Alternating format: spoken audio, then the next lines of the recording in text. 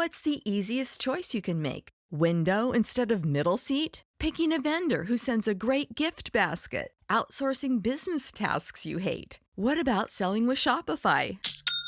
Whether you're selling a little or a lot, Shopify helps you do your thing, however you cha-ching. Shopify is the global commerce platform that helps you sell at every stage of your business. From the launch your online shop stage to the first real-life store stage, all the way to the did we just hit a million orders stage. Shopify's there to help you grow. Whether you're selling scented soap or offering outdoor outfits, Shopify helps you sell. Wherever and whatever you're selling, Shopify's got you covered. Sign up for a $1 per month trial period at shopify.com/try. Go to shopify.com/try now to grow your business, no matter what stage you're in. Shopify.com/try. You're listening to the Archaeology Podcast Network.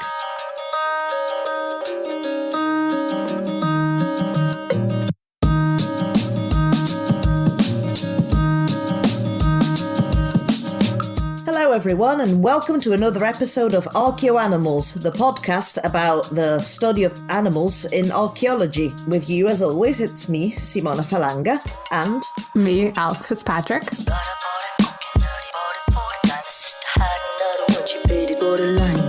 I mean, as most of you may be aware, we do spend a lot of this podcast talking about ancient and somewhat ancient animals with a lot of fictional animals in between from anything Digital. From mythology, video games, sort of anything in between. But one thing we've, I think, only rarely covered is Zoorchaeology today.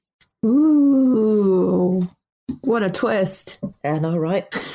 Because I think we do have in our back catalogue an episode on sort of the zooarchaeology of feasting, but we do take it quite a bit into the modern day as well, and then feasting today, sort of on various holidays. Mm-hmm. But yeah, we thought we'd do a little bit more of that this time and talk about some modern rubbish pits. Yeah, it'll be a fun thought experiment, kind of like what we do with our video game episodes, where we pretend that it's a interesting intellectual thought experiment and not just us talking about games we like, But, contemporary archaeology is really interesting. It's something that I don't know about you, but I'm not really that familiar with. I know it's still kind of, not that it's a small field, but I feel like it's still kind of gaining momentum, perhaps. It definitely has been developing sort of in recent years more than anything, especially as the bits of contemporary archaeology that focus on the 20th and 21st century especially. So I think there's a few research projects now that are picking up, looking even at the 21st century or very late 20th century. They, I guess, is just something you have to bridge that gap. So, of course, you'd have people even within the archaeology community saying, oh, but if it's contemporary, then it's not archaeology. So, yeah, and I mean, a lot of the, what I guess we can also consider contemporary archaeology that I'm familiar with are more digital archaeologies, which I also find very interesting. When we were doing the notes for this episode, I actually was kind of surprised that didn't seem to be as much zooarchaeological research or even anything necessarily close to that in terms of contemporary archaeology. Well, I guess it's probably something that might develop over time. It's also a case that, yes, while, it is contemporary and a lot of it is within living memory, that doesn't necessarily mean that certain processes and aspects we are documenting in a way that would be useful for someone 300 years down the line. True. But it's very interesting. So it's still something very interesting to look into. Yeah, and so I think today will be a really interesting episode in terms of just kind of, talking through what, the zooarchaeology of our rubbish bin is like. And again, as usual, it's kind of a very common disclaimer we have in these episodes, but we will be talking about the UK because we both live here, and it's kind of what we'd be working with if we decided to excavate our rubbish bins. Please don't excavate our rubbish bins. I mean, yeah, please don't excavate a rubbish bin. So just like, unless you're like... So I'm just picturing someone like drawing a section of sort of like my recycling bins. Ooh, actually, now I think about it, I kind of want to know what the stratigraphy of my compost bin is like. It'd be like Monday, Tuesday, Wednesday. You can figure out how many Amazon packages I've gotten within a week, basically. Let's start talking about, when we... It's funny because I feel like we haven't talked about zooarchaeological analysis on this podcast in so long. So yeah, when you're doing zooarchaeological analysis, one of the first things you might do is look at the species. Exactly, sort of what sort of species distribution you get in your assemblage. So, of course, for this particular episode, we'll be focusing a lot on consumption as arguably the most human-animal interactions that occurs in modern day. Yeah, I mean, obviously, people with farms and, we'll briefly talk about pets in this episode, but for the most part, I feel like most people's interactions with, in particular, animal remains is through what they eat.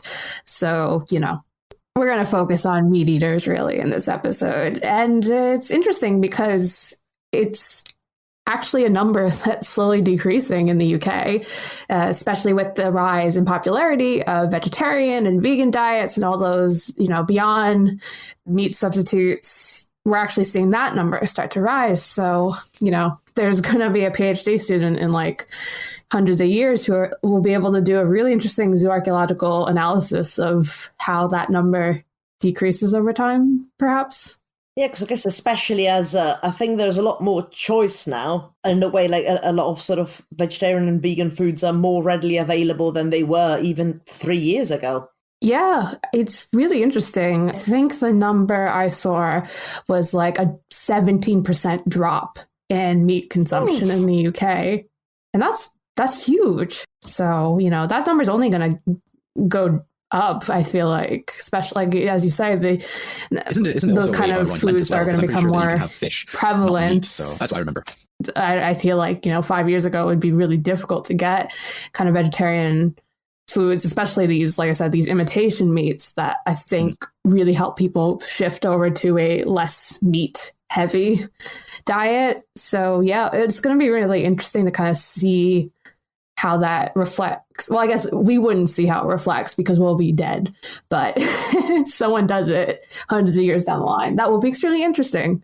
So it'll be interesting, and hopefully there'll be enough of a data set because something that we'll discuss later, it might also be quite tricky to find out whether a particular household, household you're investigating, that just sounds weird, but like community or sort of like population that you look at, it's also fairly difficult to determine whether they would eat meat at present day, but more on that later. But I mean, yes, and in general sort of trends, people are eating less meat, particularly less red meat.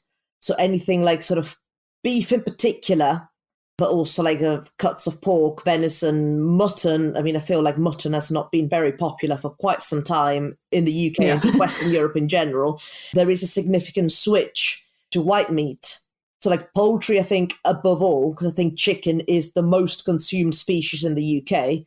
Chicken, it makes sense. It's quite light. It's not heavy on fat, and it's quite cheap. Yeah, so makes sense. And then followed by beef and lamb. And I think in terms of consumption, you do also see like a fair amount of fish and sort of an rabbit or young mammalians, just lamb and veal. You do see a fair amount of that as well, but definitely nowhere near the consumption of poultry, because fish, especially if you're inland, can be quite pricey.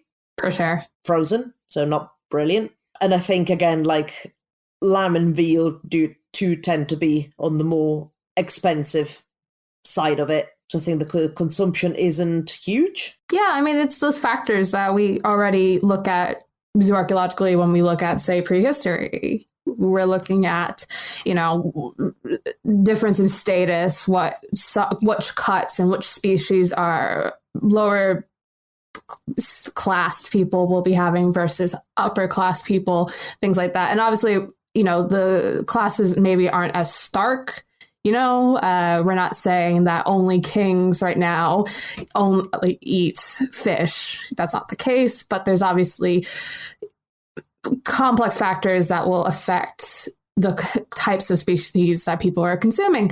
And it's not just that as well. There's also, an individual level. So the present species will change depending on the type of cuisine you're looking at, as well as the impact of dietary considerations and cultural considerations. So obviously in the UK, is it halal? Obviously other cultures may have kind of different ideas of what to eat and when. Things like, eating fish on, is it right? It's eating fish on Sundays. Fish on Fridays, yeah. Oh, Fridays. Because I think it was to be religious, but then it sort of spilled over onto the cultural sphere. So now I think eating fish on Friday is a thing that, and not many people know why. It's just what you do. It's not meat. Yeah. Yeah, I think we've been through this. I think in our Zoorchaeology mini series looking at the medieval period. But I think it was around the medieval period that fish, especially on monastic side, the consumption of fish went up because fish isn't meat. Yeah. But I feel also if you're looking at the individual level, so there might be consumption of certain species as opposed to others over like personal concerns as well. Because I would know of people that will not have lamb or veal because sort of like they're concerned about like that they get slaughtered a bit too young, because like normally most species get sort of butchered at the subadult stage, but that is sort of a little bit younger for lamb and veal. So there are people who won't eat. So they're happy enough eating the adult animals, but not the younger ones, if that makes sense. So I think there's a plethora of variables in there. For sure. And arguably maybe more so than, say, again, if we were looking at kind of past archaeological records. So it would be very interesting to figure out how someone from the future looking at these kind of middens, I guess, would try and interpret that, where there may not be as much of a clear-cut trend as, say, past cultures. But moving from food to pets, because again, probably after food, the other constant interaction with animals people have, maybe their pets, we still also have that kind of species selection.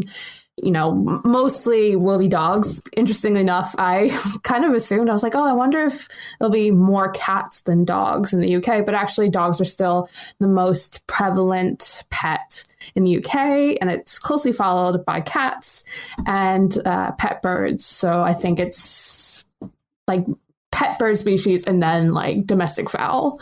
And then you obviously have rabbits, guinea pigs, and ferrets, as well as all kinds of reptiles. So again, you're not just seeing any type of species being kept as a companion.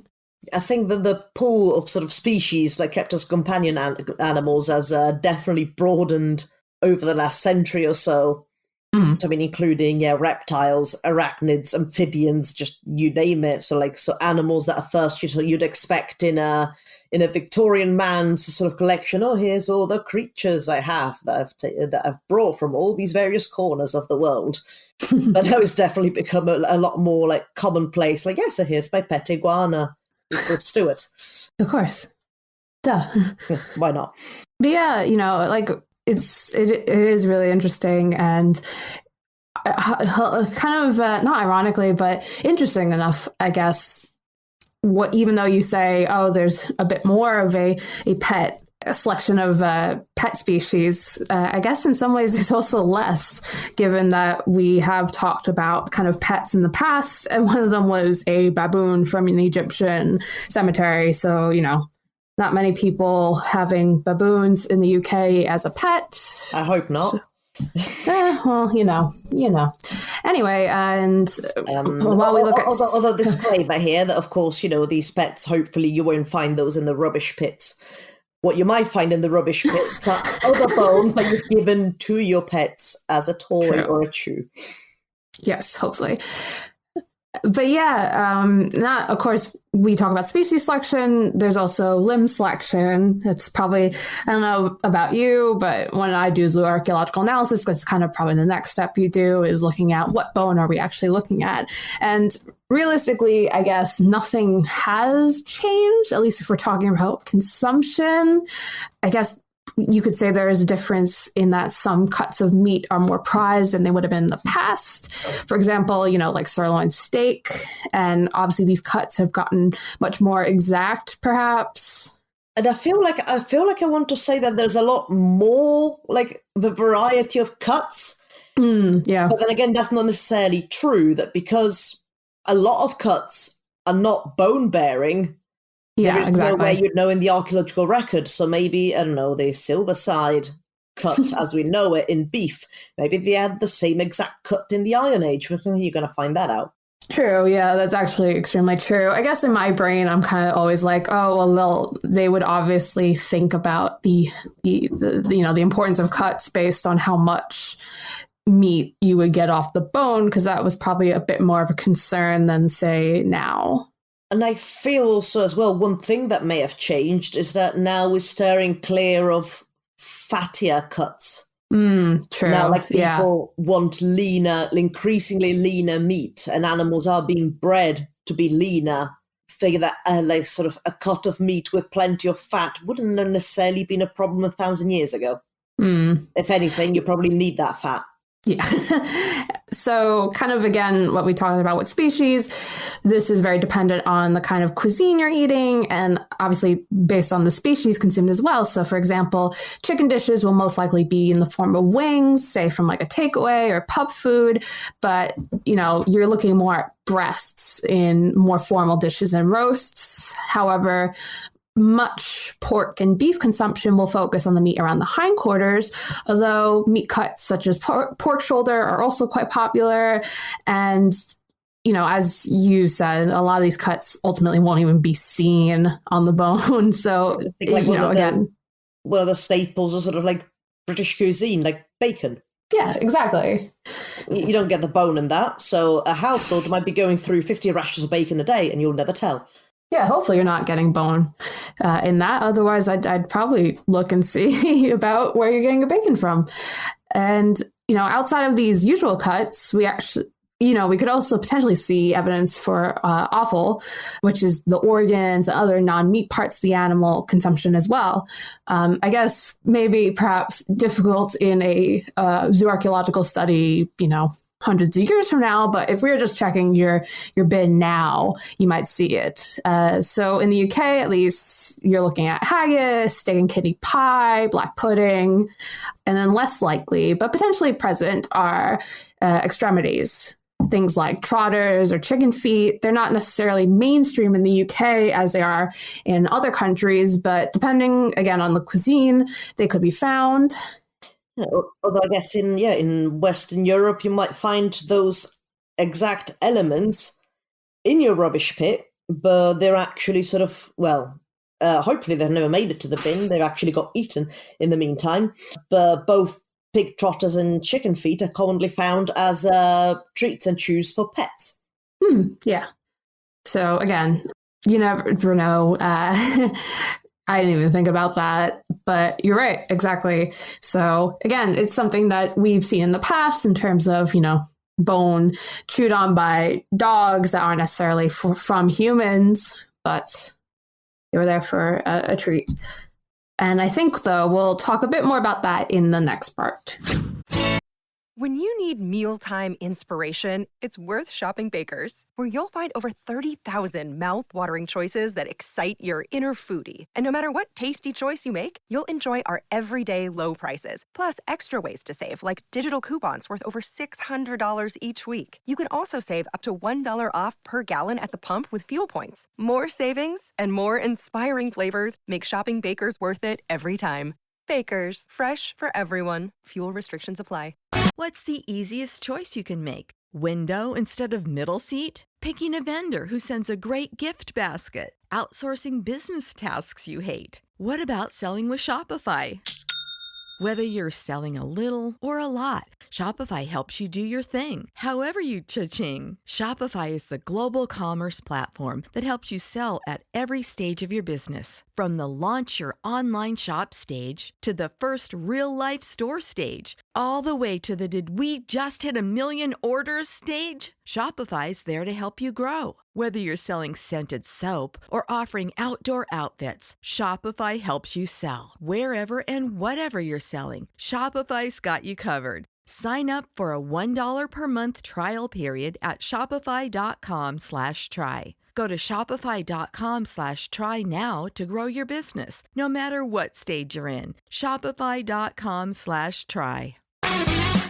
And we are back with ArchaeoAnimals. We are looking at the zoorchaeology of, well, your rubbish bin, so contemporary zoorchaeology. And we've already talked about species selection, we've talked about limb selection, and I guess the next step, usually, again, at least for me, when it comes to zooarchaeological analysis, is kind of looking at taphonomy. So we've talked about taphonomy before on the podcast, although I guess maybe that was 30 video game episodes ago. So just as a refresh, it's the characteristics that occur at and after death. And that also includes deposition and all that other fun stuff that happens when bones get moved around in the ground.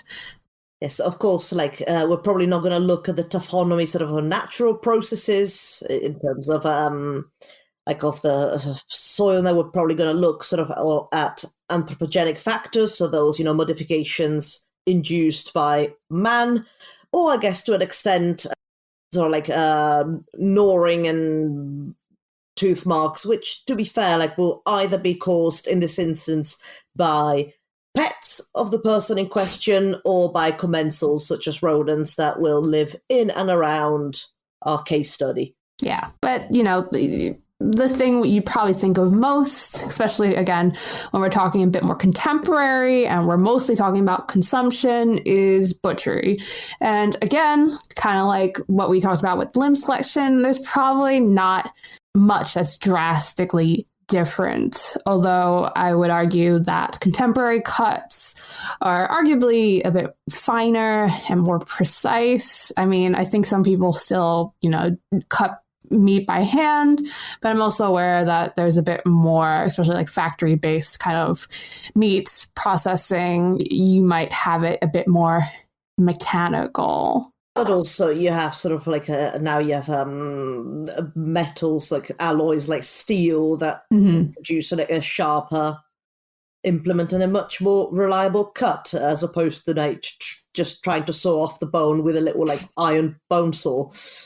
Yeah, it's funny because occasionally on social media, I get messages from people who are like, oh, can you tell me how old this bone is? And obviously, I don't know about you, but I don't think I could ID the age of a bone, in terms of, how old the bone is, not necessarily age of death.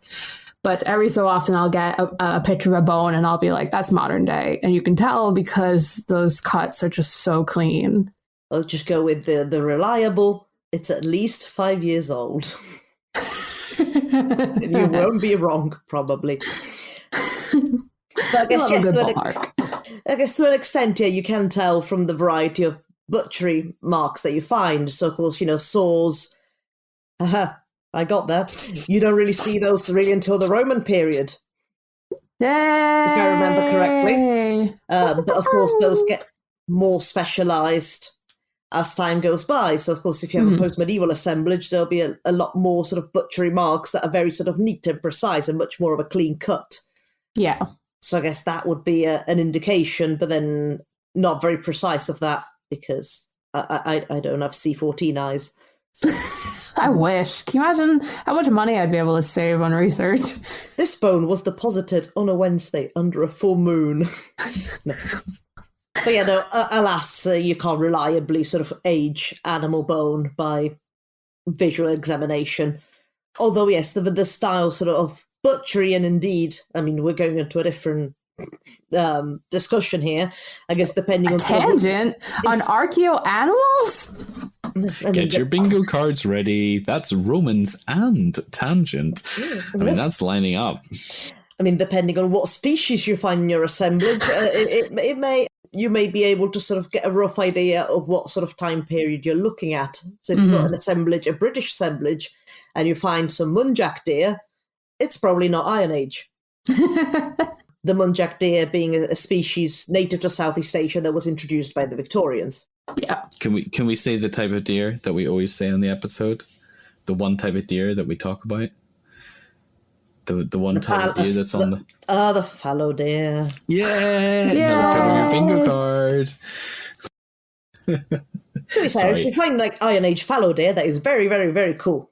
Yes. Tell me more about it. Yeah, actually, right into the show. Contact us. Where's your Iron Age fallow deer? Let us know.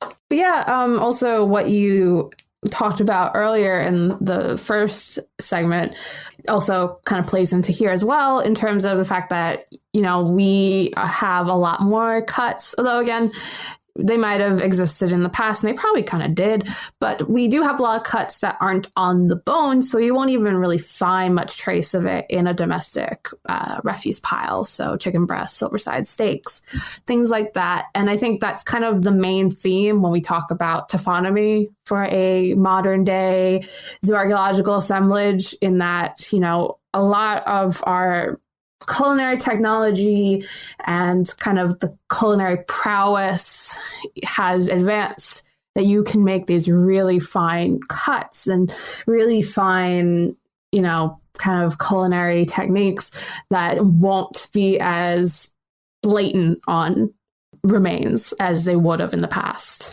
But in a way, like going back to sort of cuts which won't bear sort of bone fragments, of course, like they're very prevalent now, but that isn't to say they weren't prevalent in, say, prehistory as well. If anything, that's testament to how much of the archaeological record we have lost. True. So I'm sure there were plenty of steak cuts, and people also had chicken breasts aplenty, but you're not going to find evidence of that. Yeah, I guess that's something I always forget about. So I'm very much to blame for that. But yeah, archaeology really is like the smallest slither. You find like 10% of what was actually there. If you're lucky, I feel like. Yeah. Well, unless your soil is acidic, and then it's 1%. Oh gosh. If you're in a wet environment, then boy, you got cheesy bone, baby. But yes, I guess burning is another sort of sign that you might notice on animal bone assemblages. But again, I think maybe less so. You know, that's a very, like we were just talking about, that's kind of a bit of a assumption to make, but I don't know. You know, like I said, food prep is much more precise these days. We have a selection of prepared meats in stores. So, you know, a lot of people, when they're cooking, they're not necessarily cooking meat on the bone like people may have done in the past. No, and I guess that it will be affected by heat differently, because there is a difference between cooking something over a fire and having it directly exposed to fire and getting it charred, and sticking a chicken in an electrical oven. So that you're not really going to get that same. So of course, you know, you do get, you know, people using barbecues or cooking over fire, but it's still like it's not quite the same as sort of the evidence of charring that you find on certain archaeological assemblages. Yeah. So because we don't cook as much with things on the bone or where the bone is fully exposed. So you have, you know, say one portion of the bone with, like, I don't know, say the distal epiphysis, just for argument's sake, that has been charred because that's been directly exposed to the fire, while sort of the meat bearing sort of part of the diaphysis and the other epiphysis that is not as heat affected. Of course, you had meat over it, but you don't really see that as much, I feel, if you're just having a barbecue. Yeah, so it's really not going to be the same amount. And, you know, you're still probably, like, if you're doing that, then you're still doing it at a higher temperature. So, you know, the bone is going to just be white or cracked a little bit, but not to the extent as bone that we've seen in the past that have been kind of exposed to heat or indirectly exposed to heat.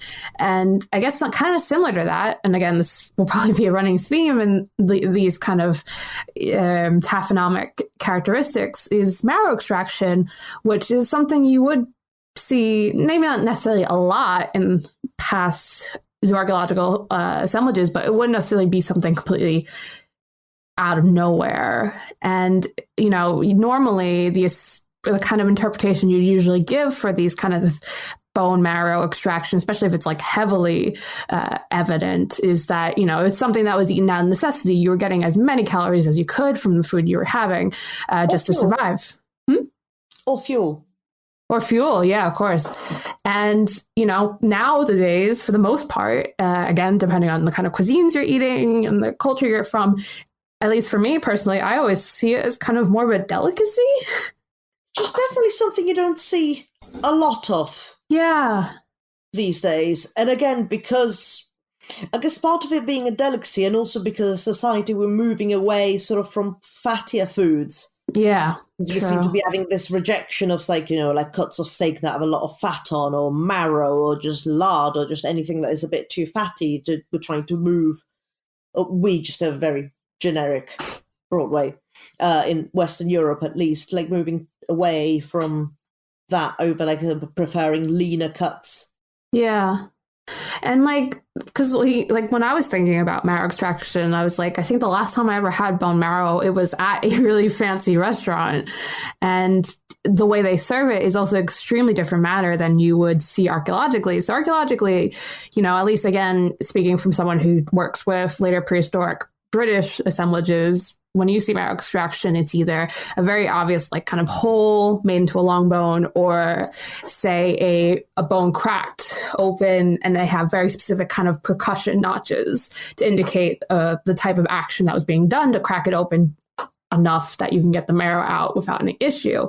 And then kind of today, at least, again, thinking of how I've eaten marrow bone in the past, you know, it's often served like the bone is sliced cleanly in two and it's used as a dish, or it's like the bone shaft is sliced as like a small section and the marrow is put on top. Like, it's very like intricate, and you were not seeing that archaeologically. I mean, another sort of taphonomic modification, if you will, that we can see in contemporary assemblages are gnawing. Yep, always. Like carnivores or rodents.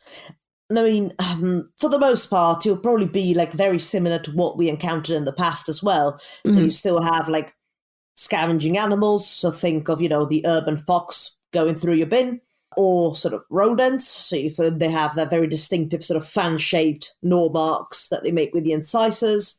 However, like, because in the past we attribute a lot of the gnawing to, well, cats or primarily dogs, really. A lot of like dog tooth marks on bones in archaeological assemblages. Except our dogs these days don't necessarily scavenge for our bones to chew on, except for the odd one that they might steal as you're trying to make dinner. Yep.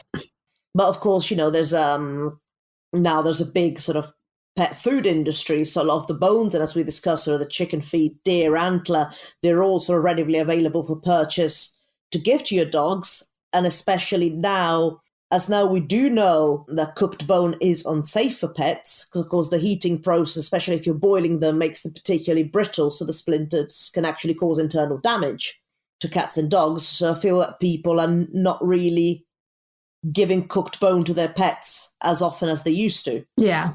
So that kind of changes the interpretation, really. Like, again, we were saying, you know, if I saw an assemblage that, say, looked mostly like a domestic assemblage with, you know, consumed food, and I saw a couple gnawed bone by canines or things like that, the first thing I'm going to think is, oh, hey, they either got leftover scrap or were specifically fed, and, you know, they got to chew on this. And nowadays, like you just said, you know, it's very uncommon to just give your leftover scrap to your pet. So you're not really seeing that anymore. Nowadays, if you saw a gnawed bone, you'd probably think, oh, they got that at the local pet shop or something like that. And that's the thing, or like the raw bones from the butchers. Yeah. Because the raw bones are perfectly safe. So, like, I think our pets still get fed leftovers plenty, but it tends to be, you know, like you have your Sunday roast and you cut like a little slice and you give it to your dog. Yeah, and you're also not necessarily saying, if we saw this in a zooarchaeological record, we're not saying, oh, that's what they ate, because there's so much more prepared pet food. So, you know, the wet foods you find in cans or pouches, kibble. So dogs and cats are already kind of going bone-free with their actual meals unless they're being fed a raw diet. And even then, that's a bit less popular. So, you know, it's completely kind of changed the way you would see gnawed bone in an archaeological assemblage if we're looking at modern day rubbish bins.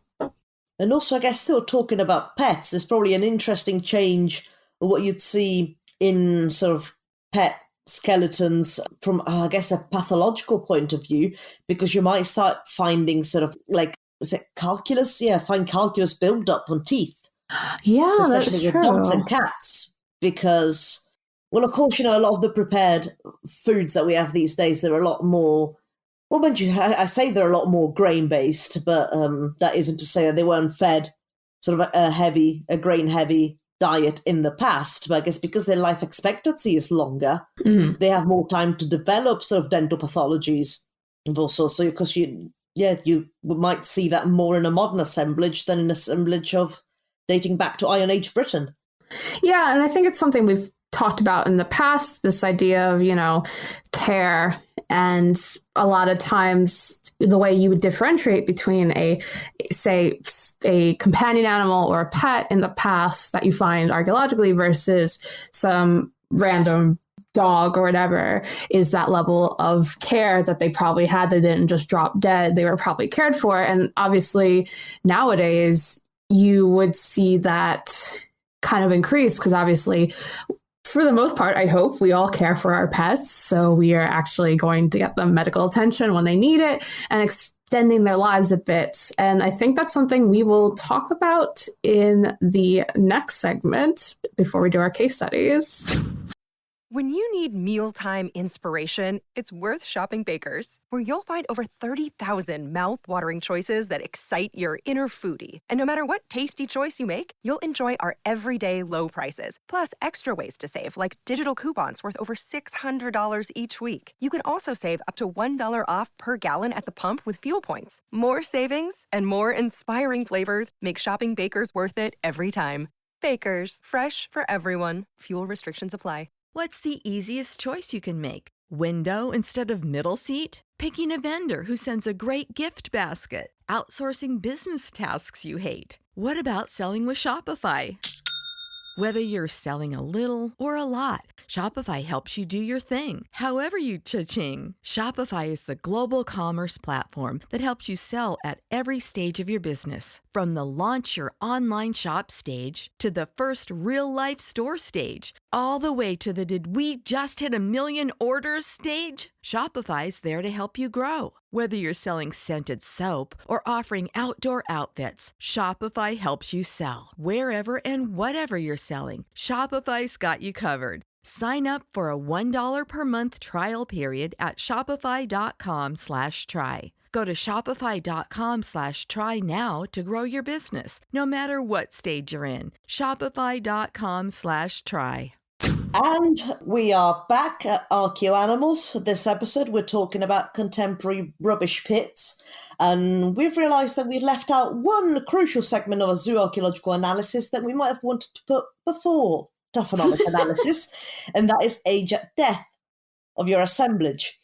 So, I mean, that again is something that has not changed that much from the past, as most animals nowadays are butchered at the subadult stage when they've reached sort of that optimum weight vis-a-vis the tenderness of the meat. So in a way, like the animals, if left to grow to the adult stage, yes, they would grow a little bit bigger, but the extra time and resources taken in raising the animal just that little step further is not economical, sort of like it's not financially worth it, or I guess the meat won't necessarily be as tender either. Yeah, but you know, the butchering ages. Sorry, the dog was licking my feet. Just stop. But yeah, the the butchering ages are comparatively shorter than in the past. We've actually selected animals that grow exponentially quicker as far as commercial breeds are concerned. So like the broiler chicken. So the bones may look relatively immature for the most part. And this is actually why I wanted to put this after the taphonomy, even though normally you would look at age of death a bit earlier, but I figured, we talked about butchery, so it kind of makes sense to talk about age of death at this point, because that's really what we're looking at age of death for in most of these kind of hypotheticals. They're looking at consumed animals, so we're looking at their butchering age. Yeah, which is, yes, it would normally be, the subadult generically, but yes, they have become quite a bit shorter in recent years, probably over the last 50 years or so, although you do see sort of that trend being somewhat reversed with heritage breeds becoming more and more prominent. Yeah. So you start seeing a lot more sort of farms raising animals that are actually allowed to grow properly sort of for the correct amount of time and not having them put on like masses and masses of muscle and fat in a very short space of time. And yet we still have stuff like lamb being favored over mutton in Western Europe, at least, which is, I think you mentioned this earlier, but it's mostly because it's considered too tough for our sensitive palates. Do you want to add what you wrote in the notes, Simona? Yes, with the drumming and everything, because it's just put it in a stew. It'll be fine. Hot take. He'll be fine. And we kind of talked about this when we were talking about pets, but, we do have age of death for pets as well. And it's hard to say confidently that domestic cats and dogs live for significantly longer than their prehistoric counterparts, but it can probably be assumed given the increased medical technology and interventions. The average age of death for both cats and dogs seem to be around 11 to 15-ish, depending on the breed and the lifestyle, of course, and some are getting to as old as 20. I think especially cats, they're very, very long-lived. So, I mean, like, the difference is quite stark compared. So if you look at countries where there's big feral cat populations, so I think, like, a feral cow would probably be lucky to get to 6 or 7. Mm-hmm. Yeah. While also your domestic cat will live, like, anything between, like, 15 and 20 years old. So, of course, some of it is that, for the most part, they will tend to be sheltered and looked after. And I guess we have better ways and means of looking after our pets, including sort of like, well, we still look after them in cases when they're affected by conditions that would normally severely limit their survival in the wild. So say if you look at cats, for example, so I mean, cats being kept as sort of full-on pets, for the lack of a better term, is a fairly recent phenomenon, as cats over the centuries were mainly sort of like seen as farm cats. So like, so taking care like of the pest control side of things. So in a way, like while they were owned by someone, they still have to fend for themselves to a degree. And then if you instead take my cat as a case study, where like all she's got left is one lower canine, and that's about it for her teeth. Because tooth resorption, which is an annoying thing that happens to cats sometimes, she's got no teeth left. So I presume that if she was a feral cat somewhere, her chance of survival would probably be very minimal. But here she's a queen. So she's very happy and just doing just fine.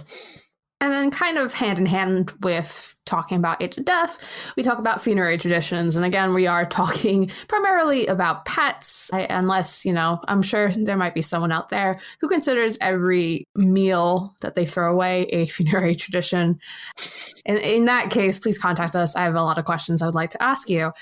But, originally, and even still today, I think some people still do this. If your pet died, you buried it in your backyard, and obviously in the longer past, you would either bury it wherever, or there might be in a specific place that you would bury it. We obviously have talked about kind of these mixed burials and pets buried close to owners, things like that. And then, today there's an increase in bespoke funerary rites for pets. So that could be burial in an individual cemetery plot, in a pet cemetery, or in another type of cemetery, or even just being cremated, which I think is the case for a lot of pets these days.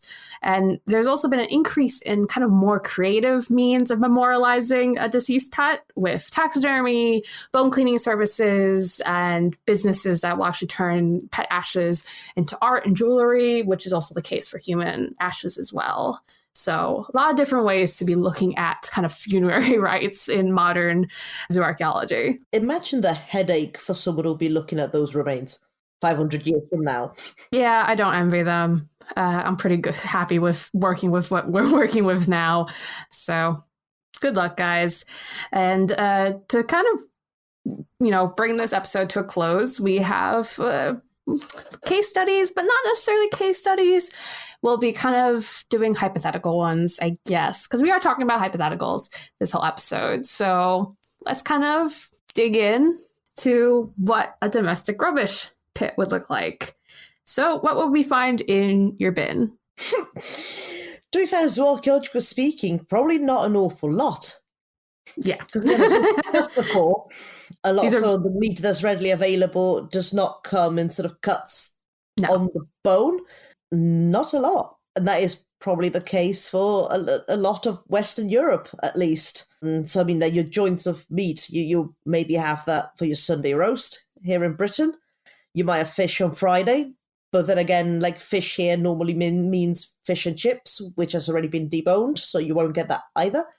Although, like, twist, what you might get, if then you cook your stew or whatever in your casserole, and then you decide to also throw the casserole for reasons, you might have food residues that you can do analysis on, and you can come up with the ingredients of your stew.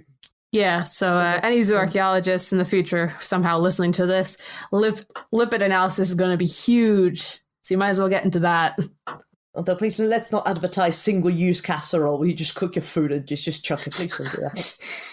Also, I guess realistically, if we're hopefully in the future, they have much better ways to analyze zooarchaeological remains. So this could all be, nothing.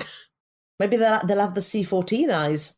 We just look at it. Oh, yes. Ooh, implants. 560 AD, 13th of January on a full moon. So yeah, we've also talked about, boneless cuts and also the rise of processed meat being a thing. This will all contribute to the bias of what you'll find in your rubbish pit.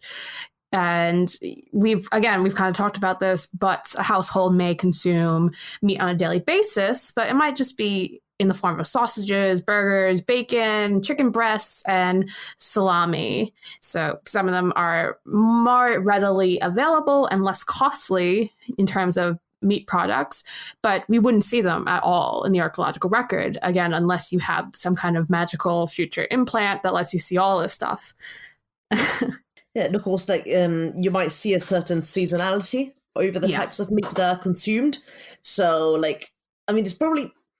Of course, in the past, certain species would have only been available at certain times of the year. Now we've sort of got to a stage where everything is available all of the time. Although you will tend to find higher concentrations of it at certain times of the year. So say turkey being consumed at Thanksgiving in the US or Christmas in Britain.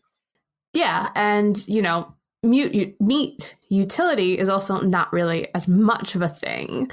Do you want to explain meat utility? Because I don't know if we talked about it on this podcast yet.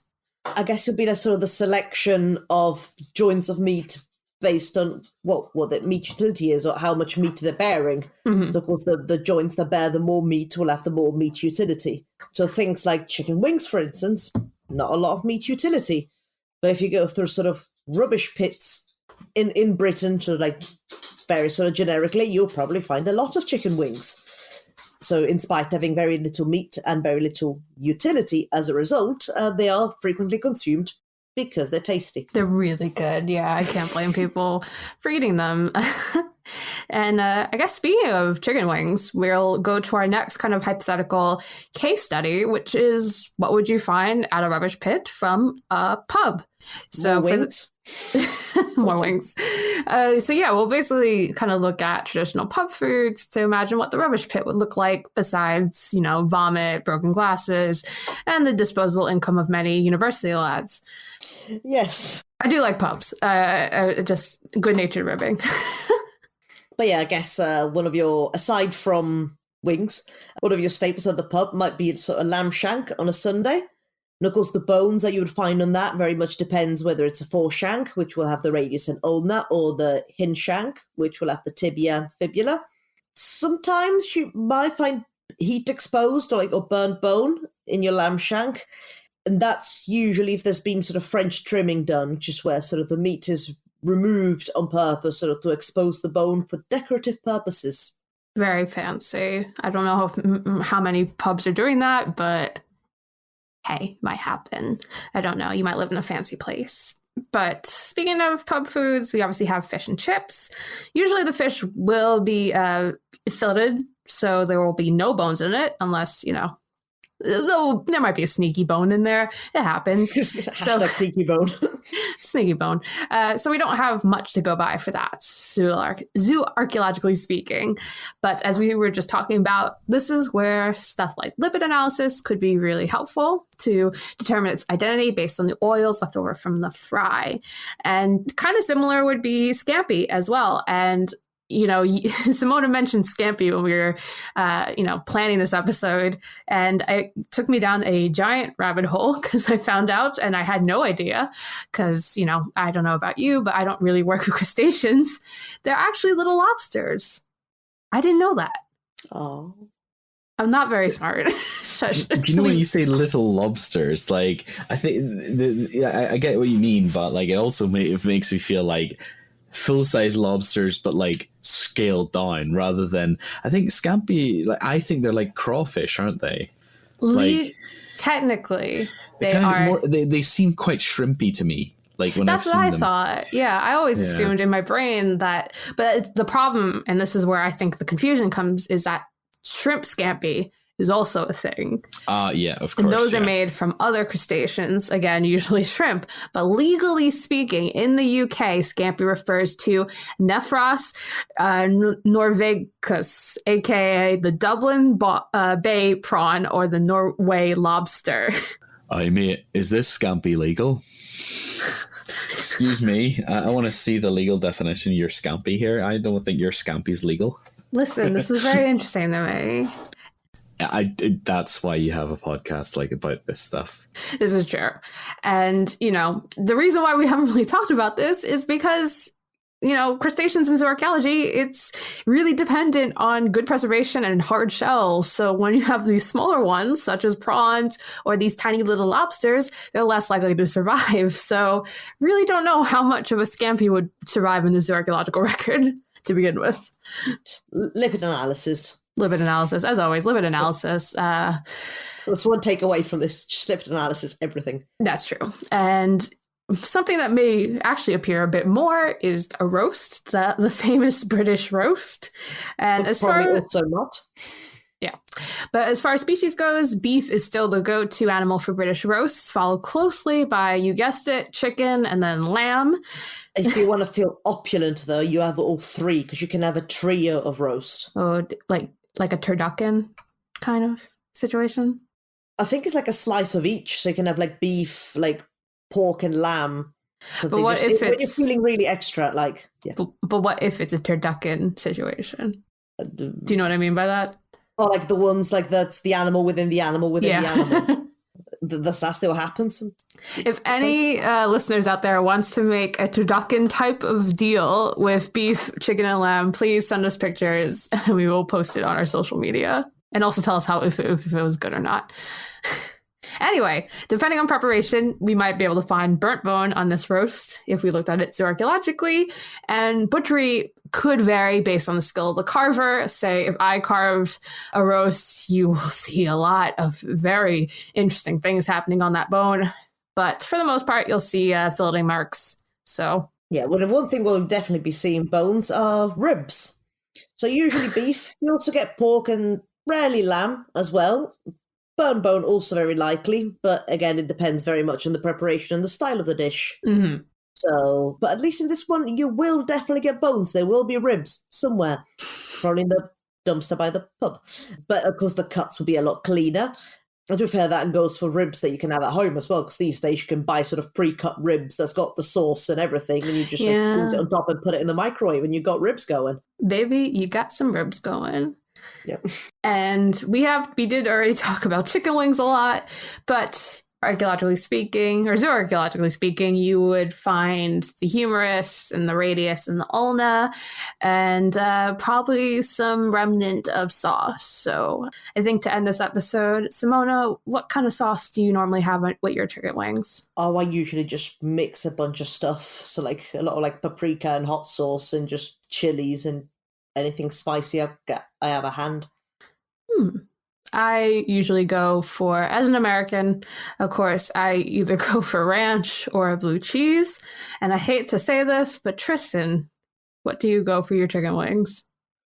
I don't really eat chicken wings. All right, get off the mic. No. Okay. Right. I once had a really nice like hickory barbecue sauce on chicken wings, and that was really, really tasty. But normally I think they're really they're just too PC for me. So it's not top of my list. Maybe I can be proven wrong. Listeners, if you're hearing this, I want you to boo this man. I want you to boo this man, and he'll know. He'll know you're doing it. Oh dear! Of all the things to end my career. And to end this podcast. So as always, you can find us on Twitter at ArchaeoAnimals. You can find us wherever you get your podcasts, obviously, because you're listening to it now. I don't know why I said that. But hey, while you're there, why don't you give us a review, like and subscribe, tell your friends about us, and hey, send us a message, let us know what you want future episodes to be like. Hey, maybe you might miss the video game podcasts. I don't know. Please ask for more video game episodes. Yeah, so we have a reason to really do them. No, we don't need a reason to do them. What are we talking about? Exactly. We're in charge. We own 51% of this podcast. All right, we'll see you next time, folks. Bye. Bye.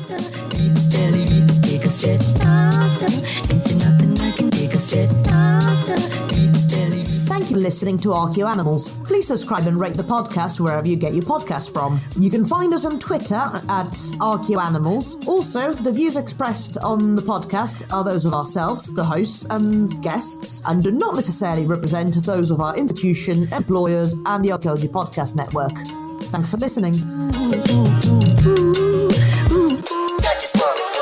This episode was produced by Chris Webster from his RV traveling the United States, Tristan Boyle in Scotland, DigTech LLC, Cultural Media, and the Archaeology Podcast Network, and was edited by Chris Webster. This has been a presentation of the Archaeology Podcast Network. Visit us on the web for show notes and other podcasts at www.archpodnet.com. Contact us at chris@archaeologypodcastnetwork.com.